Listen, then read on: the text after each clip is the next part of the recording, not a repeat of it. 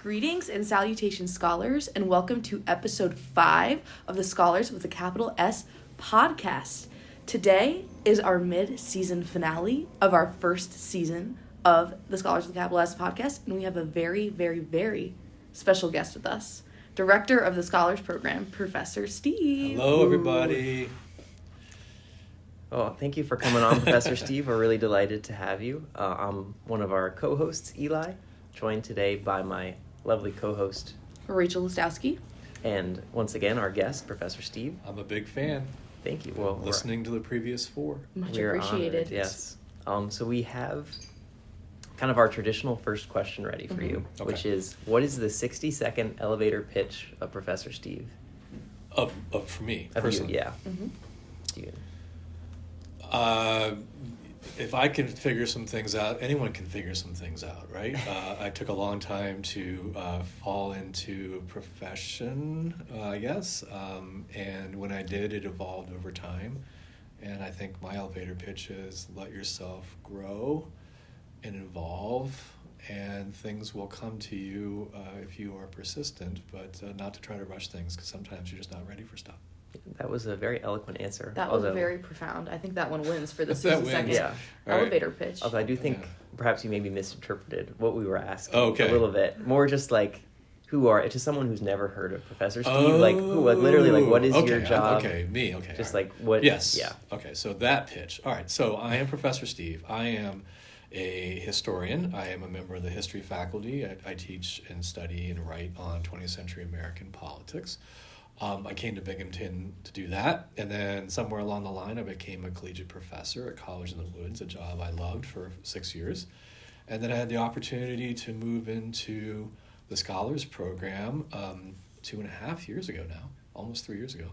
And it was a great opportunity for me to work with scholars and be around a terrific program, a program that was in great shape, and so I could come in and learn about it and work with the great staff here to keep doing things the right way for our students.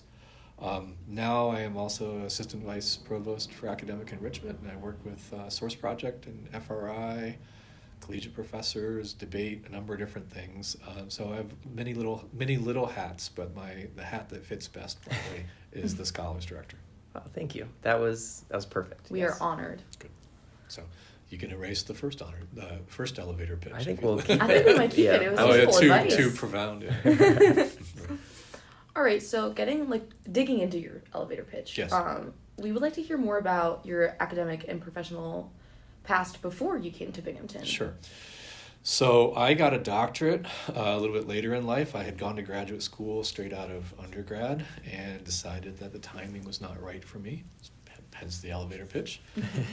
Traveled around the country, did kind of odds and ends and jobs, and drove trucks and bartended and did construction and did all kinds of things before I went back to graduate school.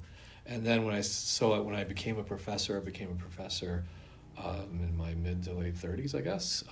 And my first job was down the road in East Stroudsburg University, right on the Delaware Water Gap, and that is where my daughter was born. And then we moved to Bowling Green State University, which was a history program that had a doctoral program, and then I published my first book there.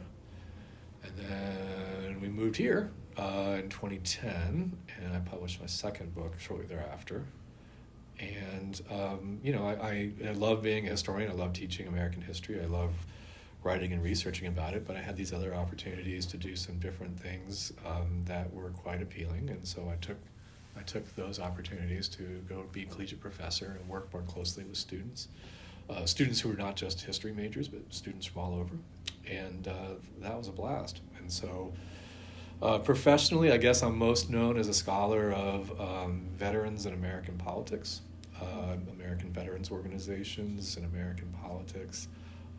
Large kind of group of us, we call ourselves kind of war and society scholars about the larger impact of war, the long-term impact of war on American culture and politics. And that was me professionally until not too long ago. Wow. Thank you for sharing that. Sure. Yeah. So I guess kind of to follow up on that, what made you interested in being a professor in the first place? That's a great question. So this is actually a funny answer to it, I think.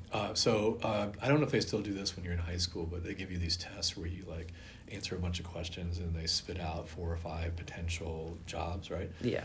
I did mine as a 16-year-old in high school in Tampa, and mine came up with college professor. I kid you not. There was something about me deeply ingrained, but it didn't say what kind of college professor, right? It could have been a chemist, or it could have been a historian, or it could have been an art person. I don't know, but it came up college professor. I'm like, okay, whatever.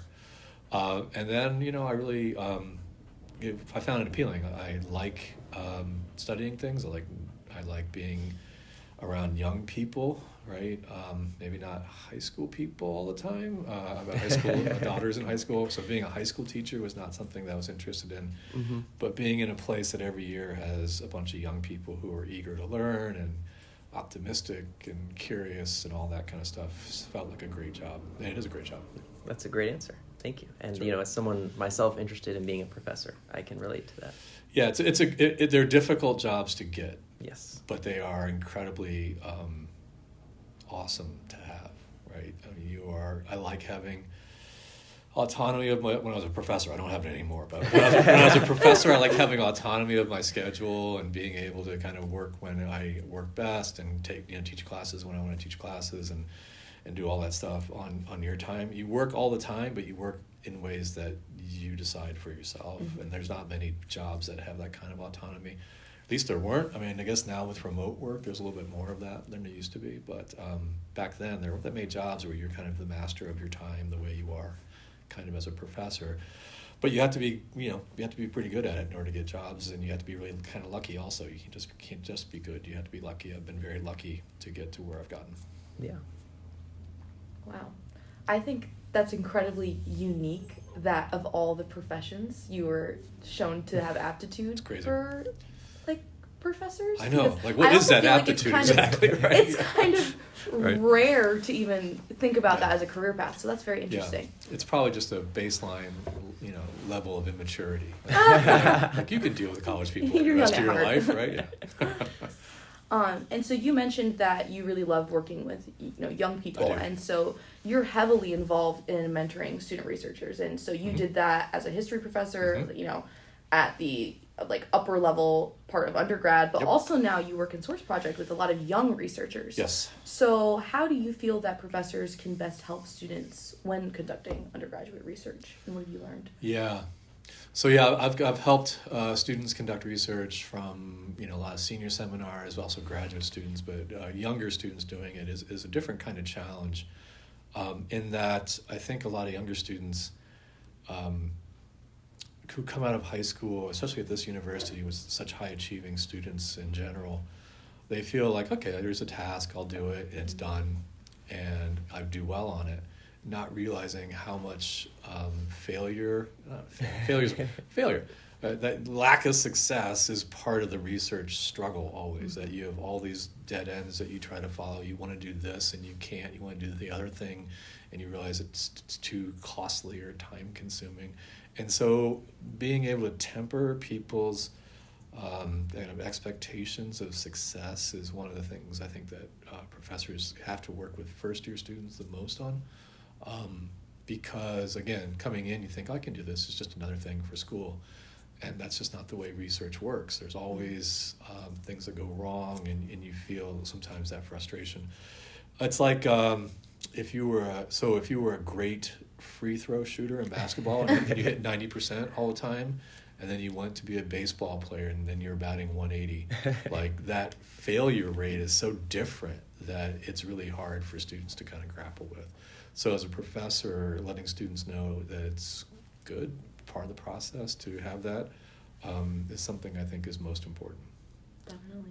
Yeah, I love the analogy, and Michael Jordan going from basketball to baseball. Yeah, well, make it. I'm neither a good free throw shooter or hitter, so my percentages would be a little bit closer, I think. It's okay, because you're a great researcher. Well, thank you. There you go, yeah. So I know you kind of alluded to it earlier in that your role as a collegiate professor. Mm-hmm. So what made you interested in that position, and how did you feel like it played to your job as a professor in general? Yeah, I think to answer the second part of that, professors on a university of the size of Binghamton sometimes just get to know students in the classroom, if they get to know students in the classroom. And our students live rich lives, extracurricular, co-curricular, personal lives of community service and engagement and all these things. And when you're a professor, you get to know the student in your class doing the work that you've assigned, but it's rare that you get to know that student as a person, really. And so that was the great part about it, is to get to know students, where they live, how they live, the things they do, and the things that make them tick that aren't just your classes. So why did I become involved? Part of it was that. I think when I first thought about being a college professor, I thought maybe I would be happiest teaching at a liberal arts college. Yeah. And by hook or crook, I ended up at a research university. And there's a lot I love about that. But the ability to get to know students more, to get to know students beyond those who just might be in my classes, was appealing. And that proved to be right. I really did enjoy that job. And so when I moved to Scholars, it was similarly, it's not like everyone or anyone is a history major in the Scholars program, but getting a chance to know students and what they do and the things they're up to, their successes, the cool things that they are achieving, like in and out of the classroom. That's what has made it similar enough that I thought the Scholars would be a fun thing to do too. Yeah, thank you. Sure. And so, we've kind of touched on the fact that you wear a lot of different hats. So you're director of the Scholars Program, director of external scholarships and undergraduate research, vice provost, academic excellence, enrichment. Yeah. Yes. There we go. See, I can't even keep track. I know. So, one, what are the biggest challenges, and also how do you, keep yourself successful? Okay. I hope I'm keeping myself You successful on that. What are the ways to do this? Well, there's more overlap than the different titles would suggest, right? So the assistant vice provost position is of all these unique university programs like Scholars, like FRI, like Source Project that overlap significantly in that. Rachel, you were in Source Project. Eli, you began out as an FRI person. Many of our students are in both those programs, so it feels kind of natural to be involved at the intersections of those things. So one. Two, the external scholarships was a position that I was not intending on taking, and then we had a departure of the previous director who was terrific at what she did, and there's some big shoes to fill, and we found a way to do it. But what's the best advice in terms of being successful on it is, I think, rely on really good people to help you all the time. Find good people to help you, whether it be students or whether it be staff, and let them do their jobs without trying to be too micromanaging. Because if you try to micromanage doing all this stuff, you'll make yourself crazy, right? And so I'm not a micromanager by personality type, but if I were, that would be the biggest challenge, but just to allow others to entrust them to do that work, right? And I think I'm in a good position with the people around me to have that trust that they're doing their jobs well, and I think that's mostly the case. Yeah, I think you really touched upon two of the biggest keys to life, which are number one, finding balance, and number two, learning to let go. You are so wise. I know, right? Yeah. So letting go, I'm better at than finding balance, maybe. But because the balance is hard, the semesters are hard, right? I mean, as you know, the semesters start and you just buckle up and ride through them. But I'm trying. I try to do things that maybe I wouldn't have done 10 years ago. So on the weekends, I put my phone down on a Friday night and try not to pick it up too much until Sunday night.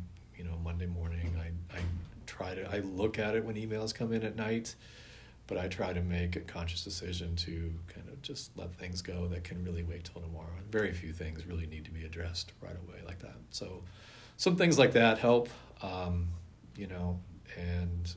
one of the things that really helps me a lot, and I see you two around campus a lot, so you'll know this.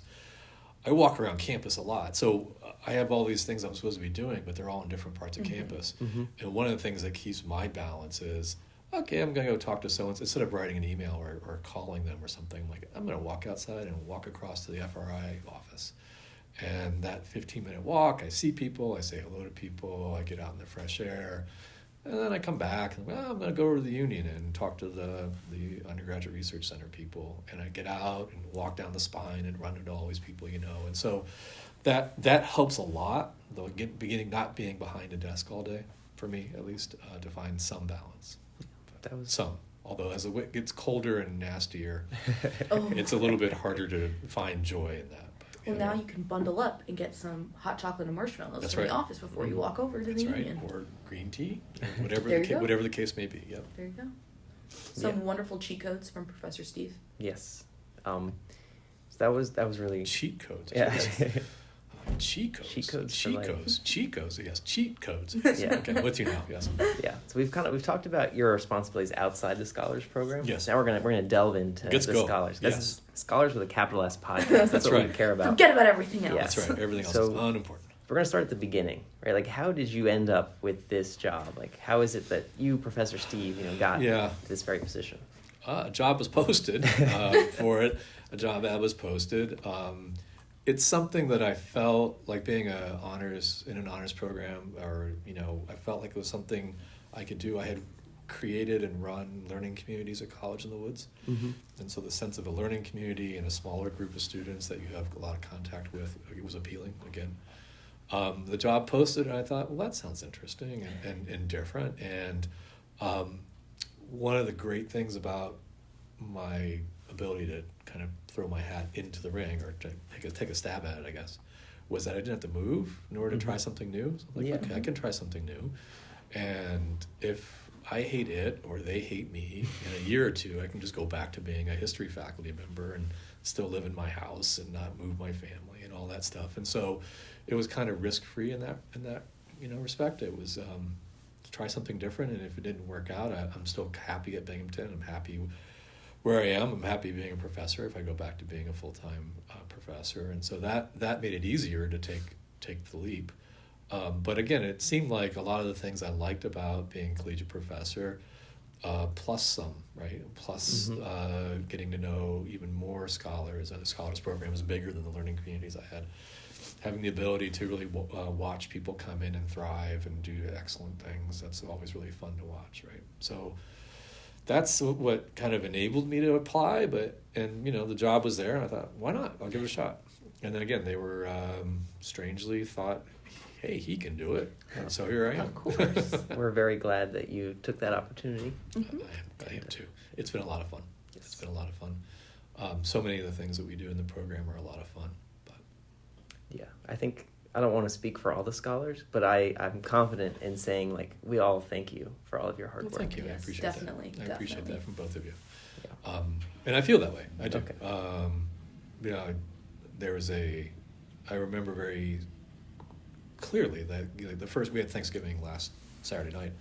And while there, I was remembering the first Thanksgiving we had there. And one of the things that I remember most about it, and I said something about, was that I was very grateful how quickly the scholars, students, and community kind of embraced me, and I'm really grateful for that. So. Yeah, I think we were first years when you first came, so we kind of Yes, have grown I was just going to with note you. this, yes. When we came in, we were your first cohort. That's right. And that kind of is a perfect segue. Oh, to our yeah. discussion. Okay, good. Because we know nothing of the Scholars Program before Professor Steve was the director. Yeah. So I'm very interested to know, what changes have you made to the program since you got here? What are the little flourishes of Professor Steve? Well, I can't say they're all mine in the sense that I think they are things that we collectively as a staff thought might be important. Let's see. So I guess two of the most important things especially for first years, three things I'll say for first year students. One is that we began to tinker with the first semester a little bit, and we had found that while some people were attracted to the Leonardo da Vinci framework, for other people it felt very difficult to fit in with all the other things that class tries to do, which is to introduce people to campus resources and to build community with one another, and to be a safe place for people to really kind of grow up as first semester college students. And so we just made the decision to kind of pull that component out of it, so we weren't trying to kind of shoehorn in more and more things to that class, a 2-credit class. And so we made that decision, and I think that's gone pretty well. The other thing was there was a lot of program objectives. There were many of them, and all of them were valuable, but we decided to distill them down to 5 to maybe make it more understandable and manageable to students. Like, these are the 5 things we really want you to take away with. When you start getting over 5, I start losing track and count. So that was the thing. And then I think the big thing we did this last summer with the president's support, which was to start calling that first semester the President's Scholars Semester, to really emphasize how much contact and intimacy the students of the program will have with the president in their first semester, and how unique and rare that is something really cool. I think we were glad to start branding something that had actually been happening in real life, just it didn't get accentuated or emphasized enough. Those are some things. Again, none of those were made just as my decision, right? I walked into a program that had amazing staff members on hand who had been here for some time, and so I wouldn't have been happy making those changes without the advice and cooperation and good suggestions of people like Catherine and Morella. So, and our students. My students were deeply involved in these conversations over the first couple of years. So, yeah, and I think, once again, I don't want to speak for all the scholars, but personally, I love how much connection we have with President Stinger. And it's definitely, great. It's an amazing opportunity. It's so rare. It's so rare. I mean, even in a campus a fraction of the size of this, for a group of students to have that much sustained real interaction, not just there he is on the balcony, but I mean like sustained interaction is extraordinary. And again, we wanted to accentuate that with the president's semester, because that's the reality of it. Right? Yeah. Yeah. I like that. Yeah. Wonderful. Good. Yeah, so kind of building off of that, one of the biggest challenges that I think you kind of alluded to a little bit was you came in at a very interesting time, not just for Binghamton University, but for the world. Post-COVID. Because of the COVID, right? Right. I mean, you missed like the brunt of COVID, that 2020 time. Yeah. Mm-hmm. But 2021, there were still COVID restrictions. Oh, yeah. Right? Like, how do you think COVID impacted the Scholars Program, at least for the time that you were there? That's a good question. So I think when we came back in 2021, and you were both part of this class, you probably know better than me. I think people were really yearning to get out and to make connections and all these things. But then we quickly got everyone sick, right? And so that kind of excitement about being out was tempered quite a bit by the reality of still being illness out there and people getting sick and being maybe with the vaccine not to the same extent, but it was still a problem. Mm-hmm. And so what I think we found with students, not just scholars but all students, is that there's a little bit of that kind of push and pull, wanting to make connection but still a little bit content in the bubble, and that's been a continual challenge. I think we're mostly through it now. The people just want to get out and meet people and do things as if it were normal. And so then also, I think this was last fall, Mm-hmm. you taught 127. I did. That was so much fun. And was that the only scholars class you taught? Yeah. So, okay, this circles back to a question you've already asked me, which is why the scholars program. And I thought, well, I mean, I do love teaching, and I knew that taking this new position I thought that taking this new position meant I wouldn't be teaching, but I would always have the opportunity when I wanted to like, hey, sign me up for a course next semester. I'll teach a class for the scholars. Little did I know that in the second fall, we had a very large class, and we didn't have a professor assigned, and it broke so late that we needed someone to teach it. So I said, I'll teach it. It'll be fun. And it was fun. It was a lot of fun. I met with one of the students from that class, Natalie Hernandez, last Friday. She came by office hours, and we just sat and talked. And it was great that I knew there are 160 students. You don't know all of them. You know many of them. But I knew 22 of them really well from that class, and that was really great. And I missed that opportunity in general to really make those deep connections that you do in the classroom. And also the nature of the class, there's a lot of self-reflection, and you're reading people's kind of reflective thoughts about who they are and what they want and their aspirations. So you get to feel like you get to know people pretty quickly when you're reading that kind of material. So that was great, unplanned. And it seems like my teaching obligations for the scholars are unplanned at this point. They're never ones where I think, that would be great. I'll have time next semester. I'll do this. It's always like, oh, shoot, okay, I'm teaching it. So, but it turns out okay. And I do love it still. I love being in the classroom. It's just now it squeezes into a tighter schedule. Yeah. We've got to get Professor Steve a topics course. Yeah, So that was the idea. I'm like, I'll wait like a year and a half, and then I'll teach a topics course. But I've been teaching kind of already, and so it just didn't work out that way. But I will at some point, I promise. Yeah. Okay. Yes. So you're the director I of the am. Scholars Program. You theoretically know a lot of things about the Scholars Program. Theoretically. So what do you think are some of the more underutilized resources that students, maybe they know about, but they just aren't using as effectively as you think they should be? Underutilized resources. Okay. I know Rachel and I would probably say the hot chocolate. Yeah. Yeah. So I think the scholar's office space in general, whether it be the lounge, whether it be the hot chocolate coffee, whether it be this space we're in, the project lab, that I made a real emphasis, and Eli, you'll remember this from orientations up at App, where I had to point down and say, "That's our office. Make sure you go walk in there and check it out and say hi.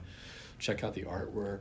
Just kind of come by and hang out in between class." So I do think that is less utilized than it can be, especially because some of our students will have a break, or like maybe they're in the FRI classroom and they have something in lecture hall, and instead of walking all the way back to Newing, they can hang out here. So I always push that because I think it's a little bit underutilized. What else is underutilized? Those things all go pretty quickly. Let's see. There was a time, and this time is gladly over, when our Scholars $3,500 award was underutilized. When I first took the position, study abroad had collapsed because of COVID. Internships kind of had collapsed because of COVID. And we pushed to kind of relax some of the restrictions on the use of the Scholars Award. And happily, ever since then, the number of people who have utilized the Scholars Award has gone up and up. And so that is a good thing. It's still maybe underutilized, and I love every single one of the scholars to walk out of here having tapped it. But nonetheless, it was like really almost no one was doing anything with it my first semester. And so we made a pitch to the provost, then Provost Neiman, to allow us to change some of the rules to get scholars better access to it. And he agreed. And since then, study abroad opened up. That's the primary one. But other things have opened up too, and that's been quite helpful to get students that award. So not underutilized now so much, but again, I wish every single person had the opportunity to use it. Yeah, it's a good answer. Yes, it's definitely one of the best things that the office has It's to one of the offer best all of things. us. Yep, Catherine always says it's one of the best parts of her job, just handing people a $3,500 check. Make a lot of people happy that way. So, yep. Yeah. So this next question is a question we ask pretty much everyone on the podcast. Okay. But it's especially unique for you because yeah. you wield more power than the other people we have interviewed. So if you could change one thing about the Scholars Program, Professor Steve, what would it be? And it doesn't have to be realistic. You could say It doesn't that. have to be realistic, doesn't have to be serious. Okay, so something like heat for the project lab is like unrealistic. So we'll skip that one. What would I change or do, realistic or not? So what I would really like to see is I would love to have like our offices and our residential areas in a common spot with like classroom spaces where we could have teach our topics courses, with like general meeting purpose rooms so that we can do our stuff in there. And so to have like a scholars geographic space instead of many spaces would be amazing. I think it would really help the program thrive beyond the first year. Into second, third, and fourth year, there would be a location that even students who have moved off campus could come and be, and that they'd be taking classes there, and they could be hanging out there. That would be a great. I don't know where it would be or how to do it, but that would be great, where we could have, again, like a scholars like multi-purpose building with residences and classrooms and office space and all that stuff, so we could make it all happen in one spot on campus. That'd be really cool. I think that might be my favorite answer I've heard. That's so good. Yeah, would love. Unfortunately, that is probably on the unrealistic side of. And past our time if it were to ever happen. Yeah. Most definitely. Probably, yeah. Yeah. But Yeah. yep, so that's my quick answer to that. Okay, like thank that. you. Maybe afterwards we'll talk about the long answer. But, Okay. Yeah. So this is a personal question that I Okay. have of something that I always wondered. Like, most professors go Mhm. by their last name, right? Yes. Professor Ortiz. Yeah. Why do you go by Professor Steve? Okay, so it's a function of what was happening here before, and then what I was doing kind of simultaneously when I took this position. So, the executive director before me, Professor Ziegler, used to go by Professor Ziegler, I think, with students, and I felt that's great. That's him.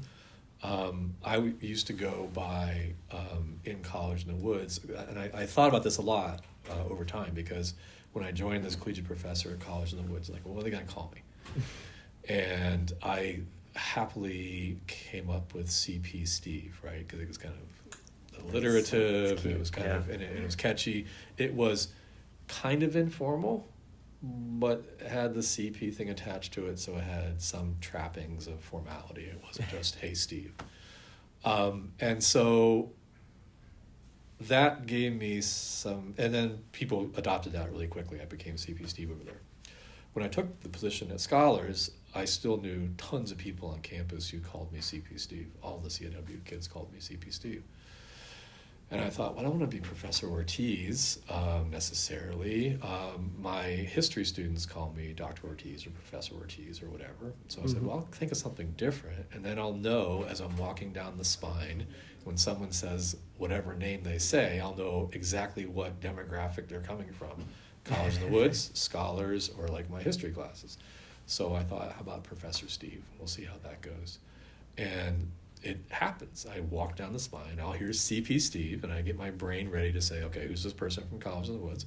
I'll hear Dr. Ortiz, and I'll know it's someone from the history department or PPL or whatever.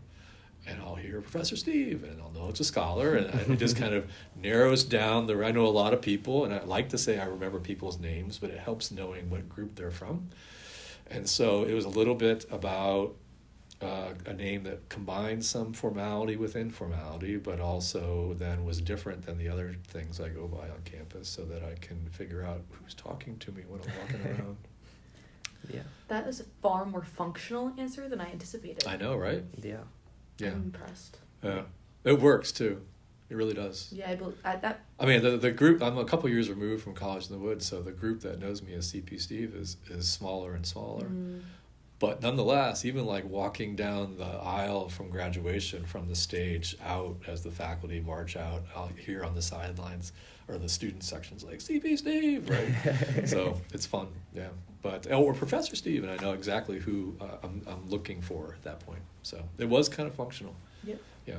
But why the Professor Steve is kind of that mixture, just like CP Steve, it's this kind of mixture of formal and informal. Yeah. Because I've found that some students are very happy to be informal and will call you Steve. Others won't, and they'll call you Professor Ortiz or whatever, no matter how much you try to stop. Yeah. And so mixing them a little bit alleviates some of the kind of anxiety that some students have about not calling you Dr. Ortiz or whatever. And that seems to be the best mix. Yeah, I like that. And I think when I came into the Scholars Program, and I was like, oh, it's Professor Steve, it felt like more informal and more like intimate than just, oh, Professor Ortiz. Right. I think so, and I hope that's both a persona and a reality for the students, that they feel like they can come and talk with me. Yeah. Pretty comfortably, and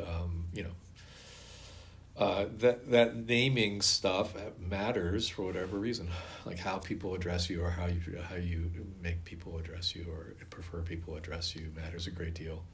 And there's a lot of issues in that, and I understand why some professors insist upon Professor so-and-so or Dr. so-and-so.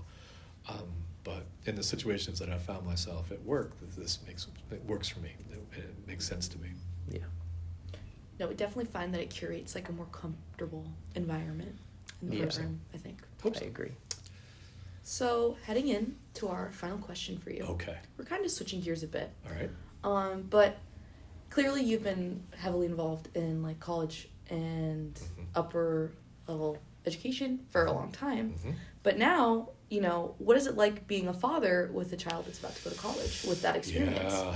So it's been really fascinating, right? So my daughter is in her senior year of high school and applying to colleges. The last year and a half or so, I've been visiting colleges and universities and doing the tours and listening to the admissions stuff. And she's so much better informed than most kids are about this stuff because of what I know and working in this position.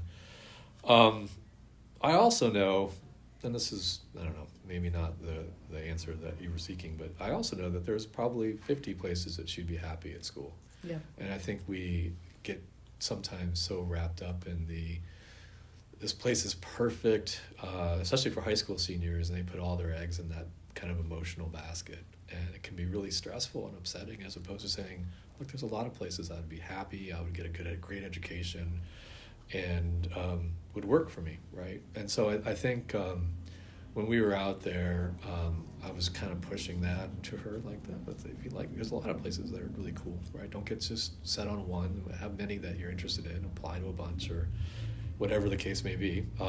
And so that has been kind of fun about the process. It makes me understand, I think, a big part of this job, which is interacting with the families of college students, and especially prospective college students. I get it. I get where they're coming from. I get the kind of age, their kids and what's going on with that age group, and how you want the best for your kid, and you're worried about this and that, and it makes me a lot more sympathetic and just fine talking with parents. I'm always happy to talk to parents. I think that's always been the case, but I think even more so now. I just totally get their mindset now about where they are and where their kids are. So that's helpful, I guess. I hope it's been helpful for my daughter in the sense that she's had the benefits of some insights into some things. Like when we go on college tours, she's like, okay. I'm like, yeah, what are they not showing us? Right? And she gets kind of the recruiting and kind of salesmanship of it. But it's been fun. I'm really interested to see. So I've already started thinking about next year's induction ceremony, because I actually have been thinking about. So I have this thing I talk about to the first year students, but I have my own one for her that I'll be giving her, and that's going to inform next year's induction ceremony, about just some things to think about, right? Like what I want her to think about going into college. And so, that's been a fun thing. The fun confluence of circumstances, right? Yeah. I think you really hit the nail on the head on colleges there. Because when I was applying, I kind of had the same mindset of it's not the specific school. It's kind of figuring out what type of school you think is best for you. Mm-hmm. And it's really true. And I thought this before college, and I'm even more confident now, as in my last year, that it's not the school that makes the person, it's the person that makes the school. But there are many too, right? To feel like there's a lot of great. I mean, even if you restrict it to, there's just in the Northeast, for example, or near New York. Okay, mm-hmm. There's just so many great colleges and universities to choose from that. We think we do a lot of really special things at Binghamton, and we do. But that doesn't mean that you wouldn't be happy and successful at another university necessarily, right? There's plenty of correct fits. Yes. Exactly. There's a lot of smart people out there. There's a lot of great faculty, and there's a lot of good universities with great resources to help. Again, we're very proud of what we do here, from scholars and FRI and Source Project, things that we feel are very different. But at the same time, I think it's good to hear that there's not just one school that's going to make you happy. But if you're listening to this and you're interested in Binghamton, this is the school that will That's right. So. This is the only place that can make you happy. We do things that will be really different than some other places, especially for a Research One university. Mm-hmm. Some of the stuff that we do for our first year students with FRI and Source Project, the Scholars Program, these are really unique things. But, and again, ones that we are happy to share with people as what we think are great experiences. But again, it may not work for you. So yeah. You know what time it is?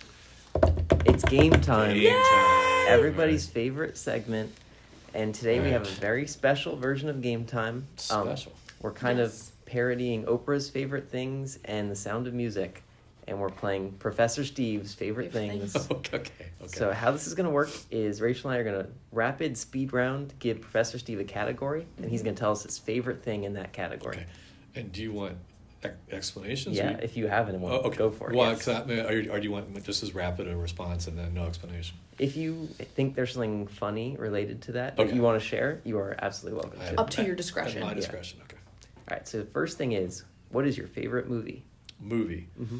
Notorious, Cary Grant, Ingrid Bergman, Alfred Hitchcock, 1946. A classic. All right. Yeah. What is your favorite TV show? Current, ever. Ever. Give both if you want. Oh, that. Yeah. I like that answer. All right. Current. Geez, current. I did like Ted Lasso quite a bit. And then ever might be. That just made it harder. I should save the Twilight Zone for my students, but that's not exactly true. My most favorite TV show ever is Sopranos. Oh. I had a feeling. I Did don't know you? why, but I had a feeling. Yeah, okay. Okay. All right. What is your favorite book that you haven't written? Let's see. Just about anything by Graham Greene, Okay. right? So, Last Man in Havana, Monsignor Quixote, The Quiet Man, stuff like that. Okay. What's your favorite season? Summer. What's your favorite month? Easy, yeah. Oh. I'm from Florida, summer. Yeah. Favorite month, though, is May, because my daughter's birthday is in May, my anniversary is in May. Oh. And what a special it's month. the beginning of summer, too. Yeah. Well, technically not, Oh, yeah. but Not here, yes. Mm. Yeah. same. What is your favorite time of day? I like kind of midday, 10 o'clock to like 2:30 or 3. I am not a morning person at all. So I don't thrive before 10 o'clock. Can't So relate. Yeah. All right. What is your favorite color? It's boring, but blue. Blue. Oh, Yeah. not boring. Yeah. Great choice. Like navy blue. That's a good color. Yeah. It's What, kind of boring, though. your favorite musician or band? Musician, Thelonious Monk. Band, U2. Okay. Favorite song? Oh, God. That's a tough one. That's a tough I couldn't answer some of these questions. Favorite song. I'll stick with Thelonious Monk and I'll say Around Midnight. What is your favorite restaurant? No, time out. Oh. Ruby My Dear is my favorite song from Thelonious Monk. Okay. Favorite restaurant, local or ever? Both. Both. Both. Let's see. I am partial to Water Street Brewing because I opened up right when I first got here, and it kind of been going there. Even like would order stuff from them during the pandemic. I grew up in Tampa, and there's a Cuban restaurant on Armenia Boulevard called La Teresita, and it's brilliant. No. And if like, it was very close to my high school, and my buddy Anthony Perino and I used to go and drink cafe con leche and eat breakfast there. It was the best. Nice. Yeah. What's your favorite food? Or like dish? All. I should say. All food. Yeah, and I'm kind of an omnivore. So I am a particular fan of good Southern barbecue, Okay. but I'm kind of snobby about barbecue. So it's like north of North Carolina, it's suspect. Okay. What is your favorite thing to cook? Mine. So I actually cook a mean Thanksgiving turkey bird, Ooh. but also Timely answer. I do a good chicken piccata, chicken marsala. Oh, I love that. What else do I like to cook? I make really good chili sometimes. Ooh. In the summer, in the winter. I mean, those are some things. Good answers. What is your favorite sauce? Like dipping sauce. Literally any interpretation Any of the sauce. question. Yeah. Okay. Sauce. Jeez. I don't know. Pass. I don't have a favorite sauce. I mean, ketchup, that's too boring. Okay, no, wait, I know. Hot sauce. Hot sauce is my Hot favorite. sauce. Hot sauce goes in everything I eat, basically, or cook, or so hot sauce. I love hot sauce. There you go. All right. What is your favorite pasta shape? Is bucatini a shape? Sure. Yeah. Yeah, bucatini. What's your favorite fast food chain? I like Wendy's. Okay. Wendy's. I like Panera. Oh, Panera. yes. Those are the two. Good. Yeah. Beautiful. Favorite pizza topping?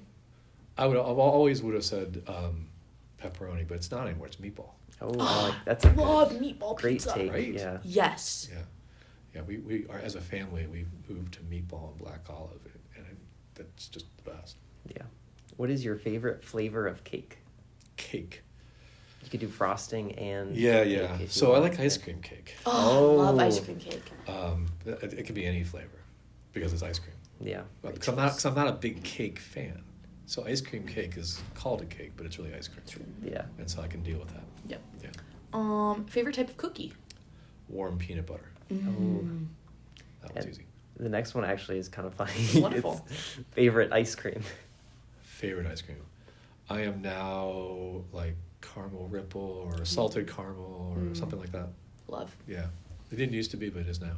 Okay. That was never an option like when I was growing up. But now it's like everywhere and I love it. So Mhm. yeah. What would you say your favorite hobby is?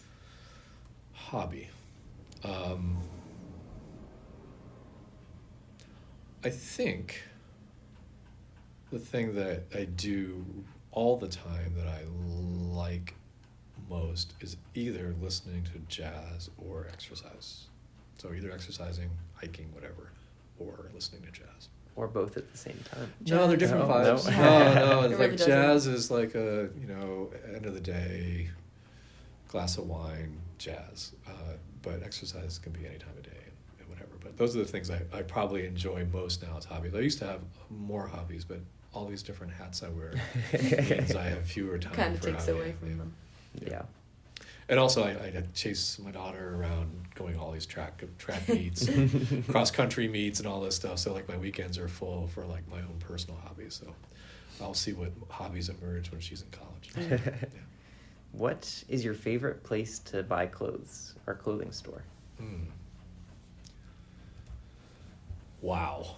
So this is going to make me sound and feel very old, but because I have to get dressed up periodically now, I go to Joseph Banks to like buy dress clothes, and I kind of hate the fact that I just said that, but it's true.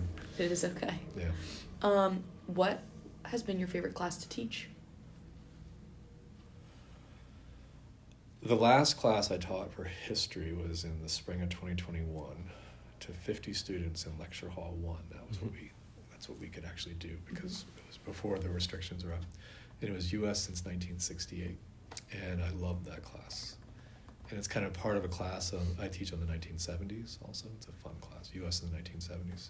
Those are the two I would say now. Cool. Okay. What is your favorite spot on campus? Oh, that's easy. The favorite spot on campus is the inner courtyard of College in the Woods. Ah, yes. Yeah. Okay. So far, your favorite memory of being the Scholars Program Director? I mentioned one. That first Thanksgiving was rather special. The first Thanksgiving, Yes, the first Thanksgiving was rather special. I think also the some of our hikes, like all of our hikes, I think are great. I think they're just a lot of fun. So I would say that first Thanksgiving, Scholars Thanksgiving, or maybe the first hike. Okay. What is your favorite Scholars event? I think the hike. The hike? Yeah. I think That's the a hike. good one. Yeah. I like the induction ceremony. I like wearing my cap and gown stuff, which I probably shouldn't tell people. I like the surprise, and that was one of my favorite memories of a scholars event, because I didn't tell Catherine I was going to do that, and I ducked into like the catering kitchen and emerged in my cap and gown, and the look on her face was priceless because she had no idea I was going to do it. So I like the induction. I like talking to the new students, but I think the hike is the most fun. Okay. What is your favorite holiday? Thanksgiving. That is a unique but appreciated answer. Yeah, I think it is. But in part because we also, like, the day after Thanksgiving, we go out and get a tree, and we start kind of Christmas stuff, and so it kind of combines them all in a really exciting way. Yeah. I think the older you get, the more you appreciate Thanksgiving. Yeah. Yeah. Once you're no longer at the kids' table. What is your favorite mathematical operation? Oh, gee. I don't know. It's been a long time since I have taken any mathematics. So I'm going to pass and just say, I don't know. Okay. Smart answer. Yeah, I don't know. Okay. What is your favorite historical figure? I've written a lot about and traveled a lot to the FDR home and library and archives. Mm-hmm. And he was a real hero to my grandfather and family, and so probably FDR. Cool. All right. What is your favorite decade in history? 1930s and the 1970s. Wow. I used to only teach the 1930s until recently, and then I started teaching the 1970s, and they're similar in a way in that they're these decades of real crisis and transformation and challenge, and they have great art and music and stuff, film and theater, and so I like teaching those 2 decades. Yeah. No, from that lens, it makes sense. But at first, I thought it was a little odd. Like, favorite decade, the Great Depression. I know. Right. So, right. I mean, it's awful for many people, but at the same time, it's fascinating. Again, the movies from the 1930s and music from the 1930s. If you're a jazz fan, the 1930s are just crazy good with the Ellington and Basie bands and Billie Holiday and on and on and on. So Benny Goodman. So there's like so much cool stuff going on there. And it's a really endlessly fascinating decade in terms of like world affairs and what's going on in the world in the 1930s, as is the 70s. So yeah, those are the 2. Yeah. Love to hear it. Yeah. Okay. Who is your favorite American president? Maybe other than FDR. Other than FDR. Yeah. Favorite. Most interesting, maybe? Okay, that's a Or- different. That's a better question. If you want to like grab coffee, you get to pick any president to grab coffee with. But Oh, you okay. can answer both of those. Yeah. Yeah. Okay. So, grabbing coffee.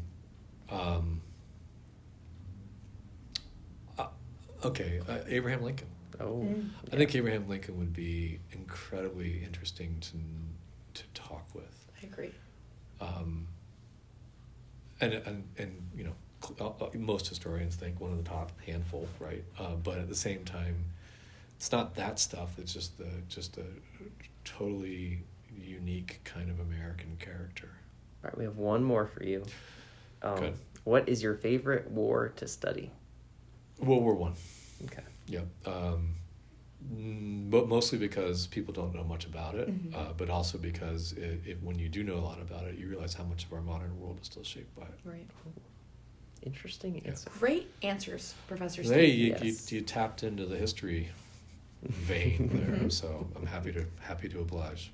Yeah. Well, we just want to thank you one more time for coming on. Thank you so much. It's been fun. Yeah, this you guys was- are doing great work with this. Thank you. Thank It's been you. fun. Thank Yeah. you for inviting me. Thank you for doing this, and thank you for putting up with my kind of weird musings. No, we appreciate that you came on here, you made yourself vulnerable, and shared a side of yourself that I think a lot of us were curious about. So thank you. Well, good. I'm glad. Thanks Yeah. so much. And as always, it's Scholars with a capital S.